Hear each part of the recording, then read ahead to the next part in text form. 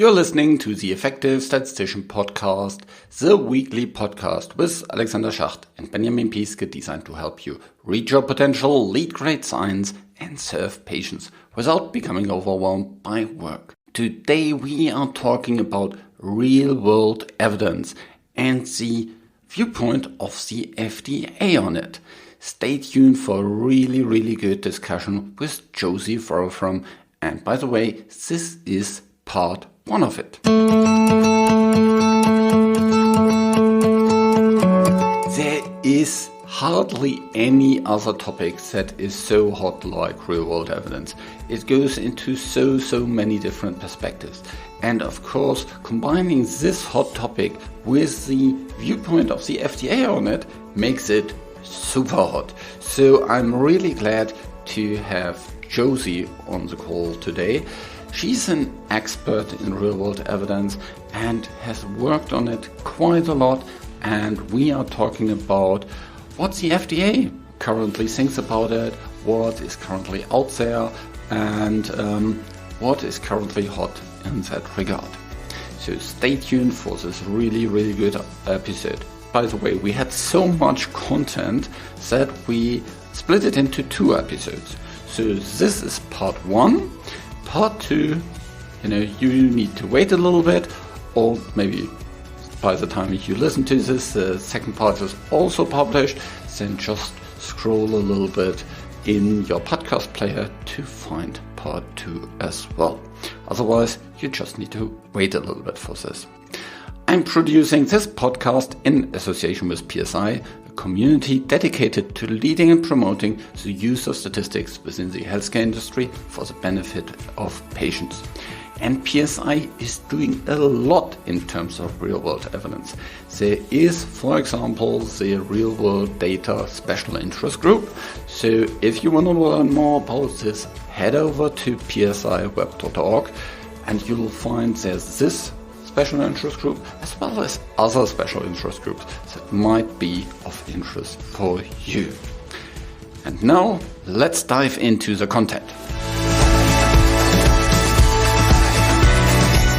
Welcome to another episode of the Effective Statistician. And today I have Josie with me, and we will talk about the FDA and about real-world data, which is a really hot topic. I recently had an episode with Rachel Tom, and we published it 1st of March.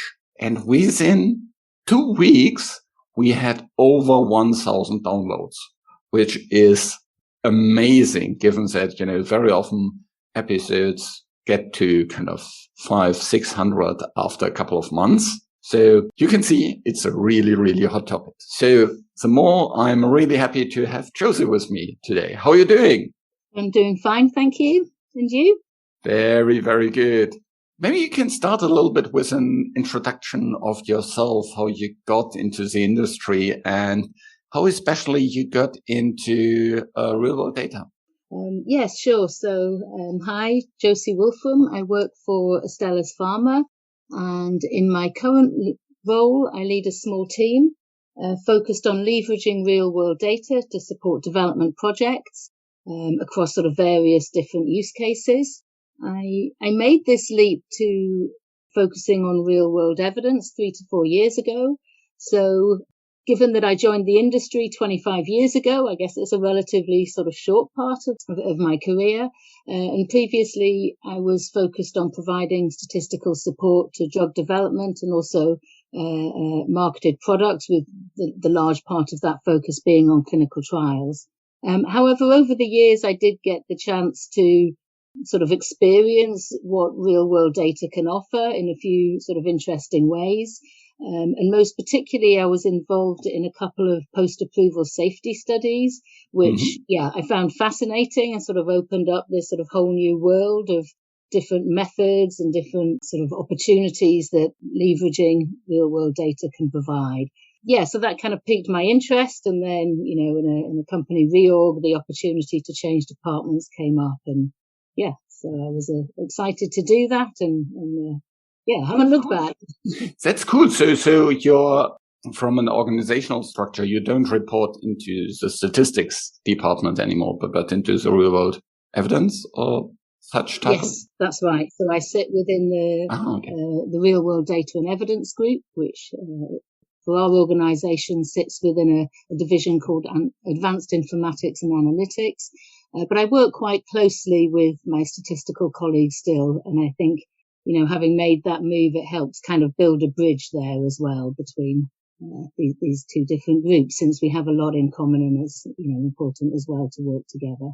Yeah, and so statistics is then probably more in the operational R&D type of space, not so much in this advanced analytics space, is it?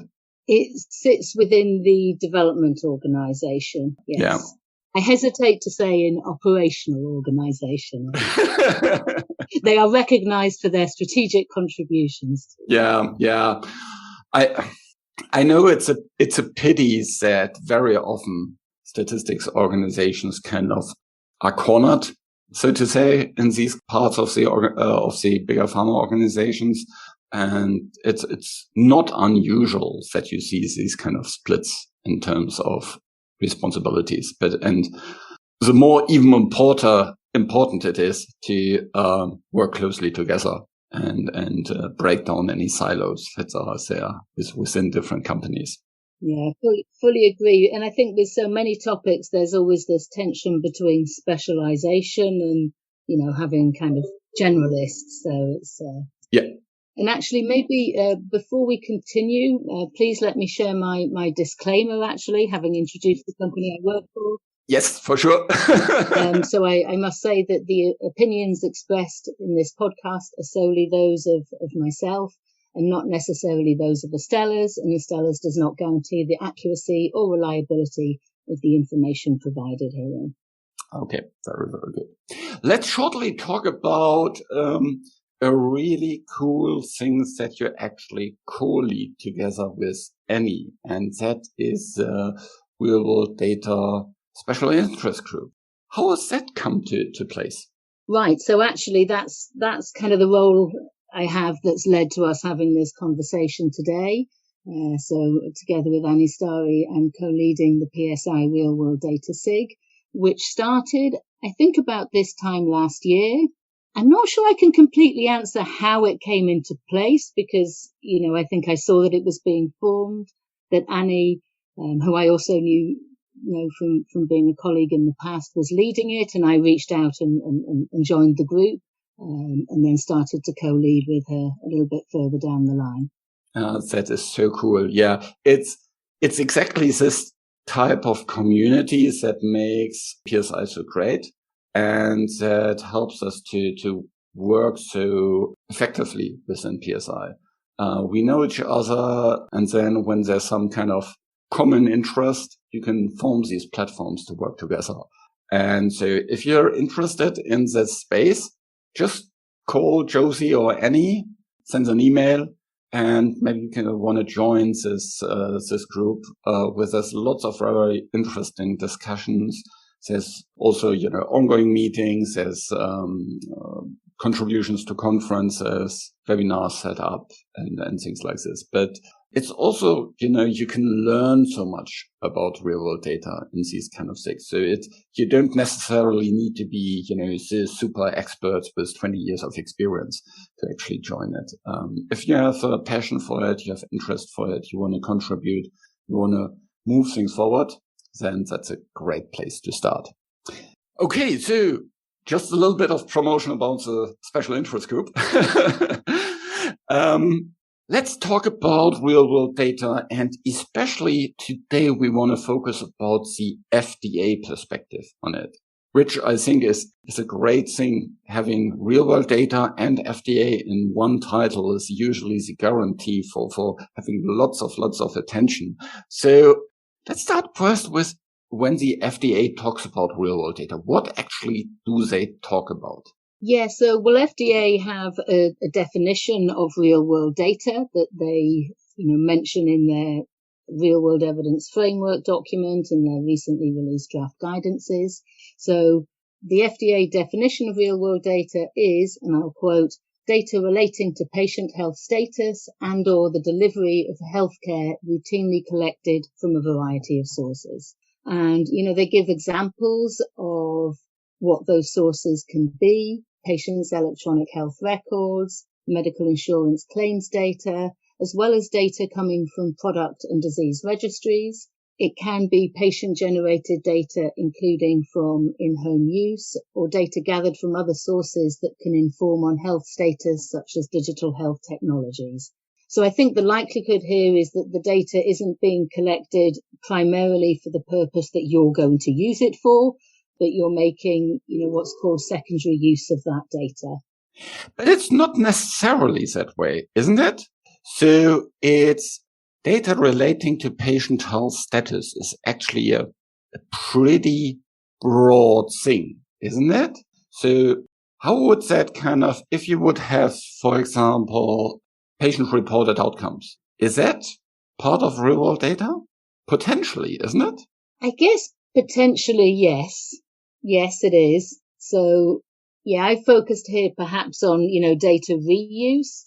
But some would also see data collected for primary use as real-world data, as long as you're not sort of intervening in the patient's care, such as perhaps randomizing a treatment or let's say, taking that care away from what would happen to them kind of just under real-world treatment if you weren't enrolling them in an experiment. Mm-hmm. Yeah. But I think definitions of real-world data vary according to who's making them. So, yeah. Yes, there's quite interesting things. If you, for example, look into the ISPO guideline, they make a more kind of definition based on how you collect data and not so much on what data you collect. And here the FDA, I think, more focuses on what, not how. And the how comes kind of a little bit later, isn't it? This is kind of is more, although as they say, it's, in the FDA perspective, they mention that it's likely kind of secondary, but it's not necessarily only, isn't it? How would you read it? I think you're right that it's not necessarily sort of secondary use. I think when we look across the set of guidelines, there's a sort of suggestion that at least part of your data probably is secondary use, yeah. But you may, complement that with additional data that you can sort of collect more through a primary route to complement. Yeah.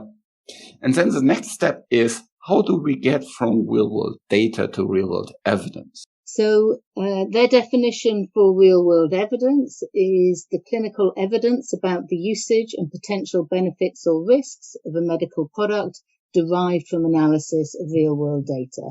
I think that's a fairly clear definition, and it's useful to distinguish clearly between the data itself and the evidence that you derive thereof from those data. But the two definitions are very, very closely intertwined that way. Yeah, it's kind of, I've once seen something like real-world data plus the right statistical tools leads to real-world evidence. And so do you agree with that kind of equation? Or is there anything else in it? Real-world data plus the right statistical tools equals real-world evidence. I agree with that, but I think you probably have to add the right sort of study design to it. Mm-hmm. So, your sort of research question and objectives should come first, and then that drives whether you've selected the right real-world data and the statistical analysis to derive your evidence. Yeah, that's a good point. You kind of see the framework, the strength of the data and all these kind of things play a role in the real-world evidence because, well, even here with sophisticated methods, garbage in, garbage out. Indeed. Yeah, that's great. I think the other is about the usage and potential benefits or risks of a medical product. So it speaks about three parts. You're not only about benefit risk ratio, but also how it's used. When you see this word usage, what kind of questions come to your mind that this could be about? I think the usage of a product in practice, can be related to perhaps what the intended usage was. I mean, if we're talking about something that's already marketed, is it being sort of used in accordance with the label? Just sort of understanding the nature of the population that's really receiving a given treatment. How long are they receiving it for? What doses are they receiving? The cumulative dose. So I think that sort of whole picture about the actual usage of treatments when they're on the market, real world data is very valuable. Yeah, I think this is being able to answer that question. In fact, it's sort of the unique way to really. I think this is really, really fascinating because that gives you data that you don't get from clinical trials, that you don't get from lots of other things, and that can help you understand, for example, maybe safety events that you see. Yeah, that maybe in real life much higher doses are used. Yeah, or much higher frequencies of doses, or that maybe patients treated that have additional kind of comorbidities or other concomitant therapies and all kind of different things, and that may lead to safety events, that you haven't seen before. And so I think that is really, really important to have this data. Awesome. Let's go a little bit more into the guidance itself. I'd say there are 3 big topics in this guidance. What are these about? Yeah, so, well, there were this set of 4 guidance documents that were released in 4 consecutive months last year between September and December. So, here we're talking about that first one on using electronic health records and medical claims to support regulatory decision-making for drugs or biologics. And actually, this is the largest and I think the most complex of the set of guidance recently released. And they organized that into 3 major themes, as you say. And these were data sources, study design elements, and data quality. So that sort of first big theme on data sources discusses the general nature of claims and electronic health records, let me just say EHR, which I'll probably mix with EMR now and then, data, and also the limitations that come with those data types. And they talk about, what are the important elements you must consider in deciding if a given data source will meet the needs of your study. Then in terms of the study design elements, that's really about the ascertainment and the validation of the key building blocks for your study. So that is the real world evidence study, so to say, yeah? Yeah, the real world evidence study. Though I think here they don't talk so much about sort of study design from a statistical perspective. They've indicated that there's likely to be further guidance in that space. It's more about, the definitions of the critical concepts like your exposure definition, your covariates, your population and your outcomes, and sort of properties around those definitions and how the data is able to support those. Yeah, that is really good. In terms of these 3 aspects, I think covariates and outcomes endpoints, that's a pretty clear thing. And we know that from clinical trials. Exposure is a very, very different beast if you look into real world data, isn't it? Well, you need to know that the exposure you're interested in studying can be reliably ascertained from your data source. So, say you're using medical records data and you don't see evidence that they received a certain treatment in that data source. Are you confident they didn't receive the treatment? Yeah. An obvious example might be a drug that's available over the counter. Mm-hmm. Maybe you're going to misclassify them as sort of not exposed to your treatment when actually they were. Yeah. And then, understanding, being able to make sure you connect the indication that they received the exposure for within your data source so that, that's changing topic a little bit more to your inclusion exclusion criteria, but there's that aspect. Whether you know the dose, maybe they were prescribed the treatment. Do you have evidence that they actually filled that prescription and took it? That's not a unique problem, actually. In clinical trials, I guess you also have the issue of did they That's true. It's a pill count topic. Yeah, that's really interesting. Yeah. So I think when you look into these kind of aspects, don't just kind of glance over them. Yeah, that's clear. It's actually not. There's much more kind of thought to be put in than in a clinical trial where you just write things into your protocol and then it's collected that way. It's usually not. Yes, absolutely. And in this guidance document, FDA, they really put a lot of emphasis on defining your concept definition or case definition for exposure, for outcomes, and then also how are you going to sort of validate that your operational definition is really pulling out the concept that you want it to. Yeah. And they're really sort of seeking information on what you've done to validate that. Have you taken ideally all, if not some random sample of your patients and then compared some kind of alternative data source or source notes versus what you've derived through your operational definitions to assess whether you've classified the patients correctly and to quantify any misclassification you have. Yeah. We're talking about sensitivity, specificity, positive predictive value, negative predicted value. So these, measures that help quantify, the extent of, misclassification you may have. Yeah. Or can you rely on some other research that was done, maybe in the same field? Yeah. That someone else did that already for you and published it, and you can just kind of reuse certain things. Yeah. That is really good. What's the third topic? The third topic is data quality.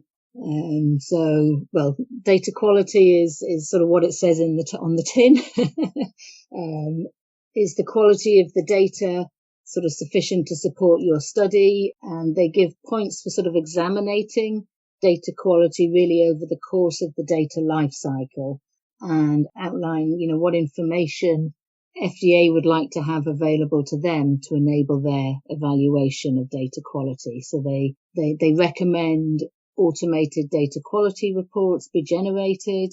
And from a clinical trial perspective, I think we're familiar with FDA inspections sort of starting from that data collection point and wanting to follow that journey right through to your report. Mm-hmm. And I think that that same thinking is applying here in the real world data space. They want to be able to be assured of that data integrity from source through to use in the study. Yeah. I think here the complexity, comes in the ecosystem because it's not just the sponsor that collected that data. It's come through vendors and then, sort of chains of de-identification. So, yeah. Yeah. It's not as easy as with clinical trials, for sure. The other point, it's not stable. Yeah. A clinical trial will finished, locked, done.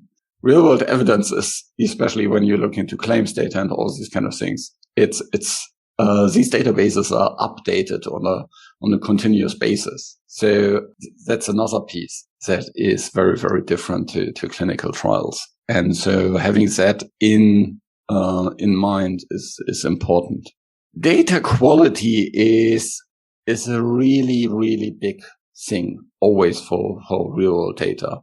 And there are two things that are kind of coming up again and again in the guidance. There's reliability and relevance. What's that actually?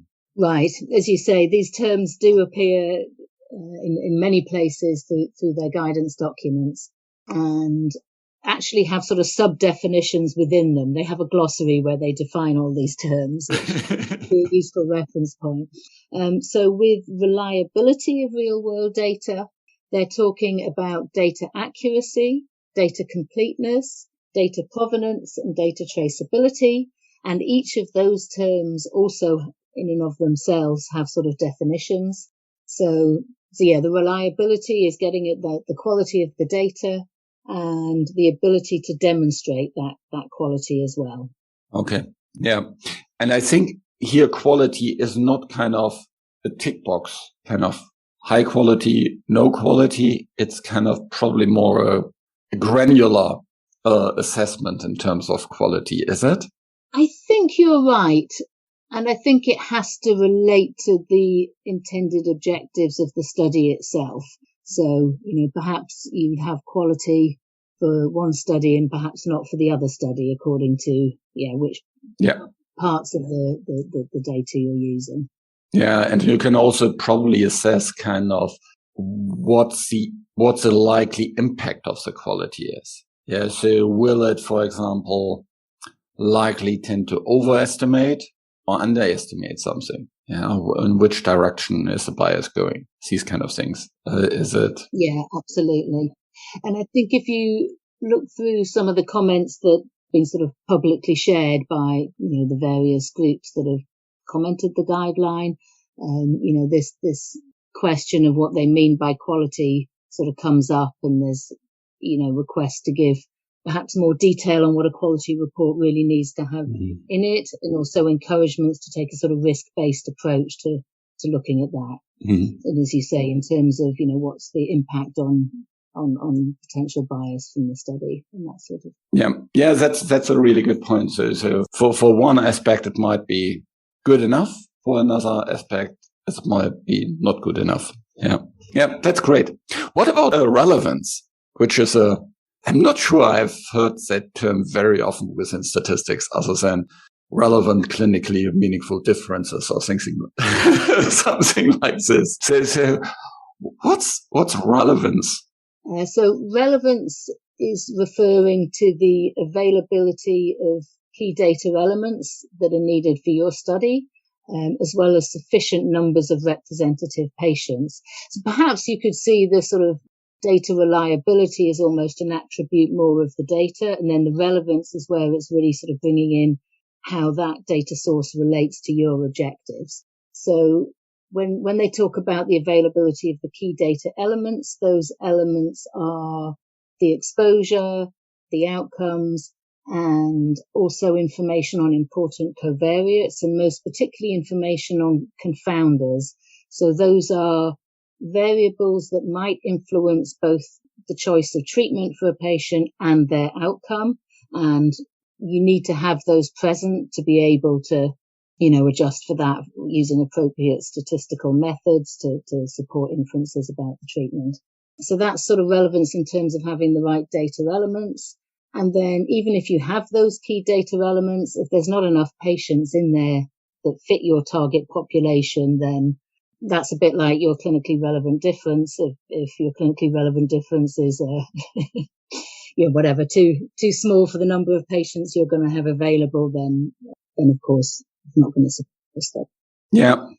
And I think these looking into availability of covariates is a really, really important thing, because in clinical trials, we can, just include them in the protocol and kind of think about them. Yeah, all the things that could be important, let's collect that. But that's not the case in real world data. And so, that's an important thing. The guideline speaks specifically about 4 issues which needs to be addressed to determine reliability and relevance. Can you speak a little bit to these ones? Yes, so they speak about the appropriateness and potential limitations of the data source for the study question, and to support those key study elements that we described. They talk about the time periods for ascertainment of the study design elements. So, when you collect data prospectively, then your sort of time periods are clear. Their first visit is your baseline or whatever. But here, if you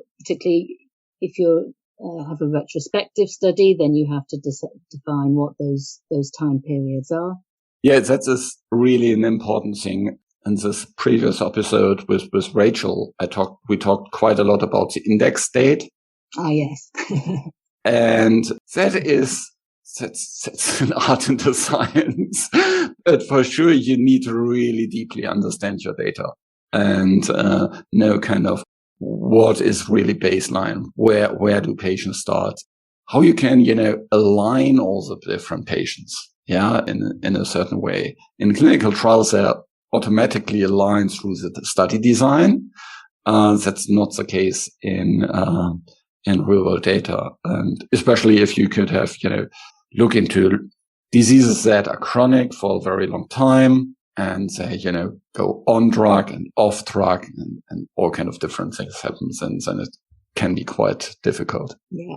And particularly for your comparator group. So you may say index data starting your exposure of interest, but if you want to compare them to patients that don't receive that exposure, then. Yeah. When didn't they? Yeah. You can't track for when did they start placebo. Right. What is the third point? The third point is around the conceptual definitions and operational definitions for the study design elements. So they use these two terms of conceptual and operational definitions. Again, they're used throughout the document. And, your conceptual definition is the concept you're trying to capture. Your operational definition is what codes in what vocabulary are you going to look for in what table in your data. So, yeah, it's kind of the former is more what would be in the protocol, and the latter is more what would be in the SAP, so to say. Yeah.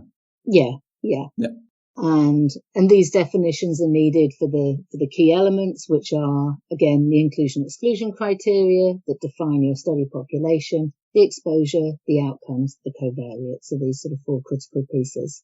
Mm-hmm. Let's go to the last of the four issues that the guideline talks about, which has to do with quality assurance and quality control. How's that plays a role here? So, this is sort of coming back to the data quality topic that we were talking about just before. So, those procedures that are in place that document the data accrual, the curation, and the transformation into the final study-specific data set. So how the journey that data takes from patient through to your final analytic data set. Yeah. So kind of what usually is done by data management in clinical trials. Right. But I guess here it's much more, you need to have much more kind of statistical input into it because it's just not that straightforward. It's much more messy. Okay. Very good. We already talked quite a lot about all kind of different things around this guidance. And to be honest, in the outline, we had a kind of at least enough material for yet another episode on all this topic. Because it's such a rich topic. Yeah. We talked about, what actually is real world data and what is real world evidence and how that is, looked from an FDA perspective and so on, compared it also to other definitions. We looked at about kind of what are the three big topics of this guidance that is about, data sources, study design elements, and data quality, and talked about two key things: reliability and relevance in this data topic. So I'm pretty sure we could move on to talk for another hour about this. But given that we are already quite long into the episode, let's have a cut here. And thanks so much, Josie, for this awesome discussion. Maybe any final recommendations that you would give to a reader or to a listener if the listener would like to read this? What would be your kind of number one recommendation? Is it kind of starting with the definitions in the background, or how would you what would be your guidance for a reader? Oh, wow. That's a great question.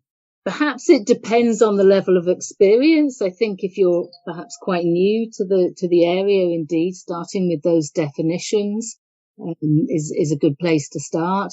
I'm sure, some more experienced colleagues that perhaps have a particular interest in the data quality area or in the validation area are likely to sort of zoom into those areas.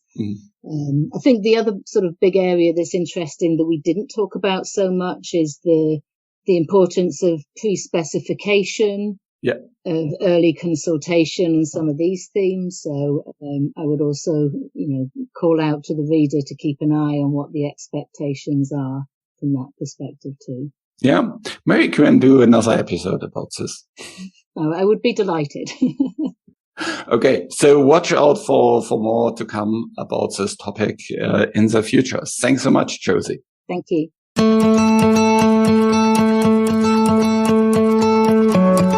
This show was created in association with PSI. Thanks to Rain and Casey, who helped with the show in the background, and thank you for listening. Reach your potential, lead great science, and serve patients. Just be an effective statistician.